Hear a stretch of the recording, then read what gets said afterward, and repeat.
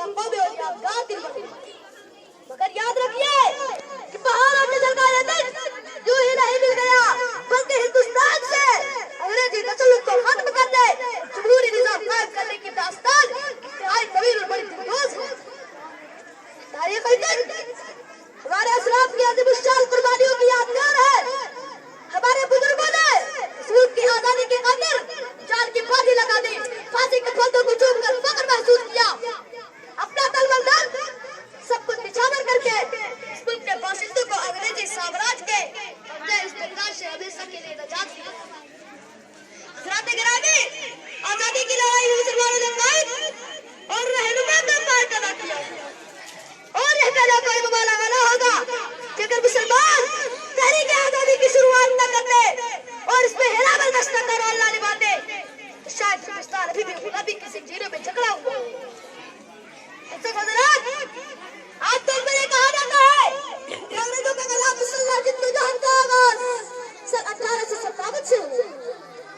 بالکل غلط مفروضہ ہے جسے مسلمانوں کی قربانیوں پر پردہ ڈالنے کے لیے عائد کیا گیا, جبکہ حقیقت یہ ہے سن 1857 سے ایک صدی پہلے 1757 ہی میں نواب سراج الدولہ نے اپنے خون جگر سے حصول آزادی کی مشعل روشن کی اور یہ مشعل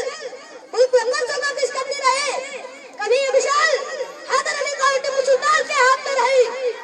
کبھی شاہ عبد العزیز نے اس میں پیال ڈال کر اسے گلوں کو بچایا,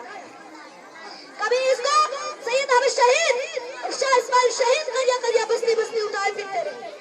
کبھی اس شبہ کو حاجی امداد اللہ بہادر مکی, حامد قومی شہید, مولانا وزیر احمد گنگوہی اور امام محمد قاسم نانوتوی نے سنبھالا, اور کبھی اس شبہ میں حضرت شیخ الہند اور ان کے شاگردوں کو خون سے روشن ہوتا.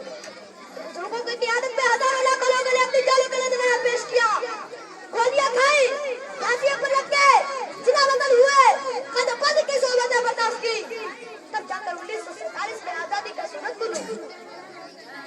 محترم سامعین کرام, ویسے تو اس دیش کو آزاد کرانے کے لیے ہر مذہب اور ہر قوم کے لوگوں نے قربانیاں پیش کی ہیں, سب کی قربانیوں کو سلام پیش کرتے ہیں, مگر ہم یہ بات کرنے کی چوٹ پر کر سکتے ہیں اس ملک کی آزادی کی خاطر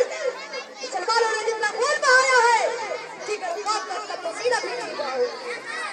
شکر ہے آزادی کا نام کی لگا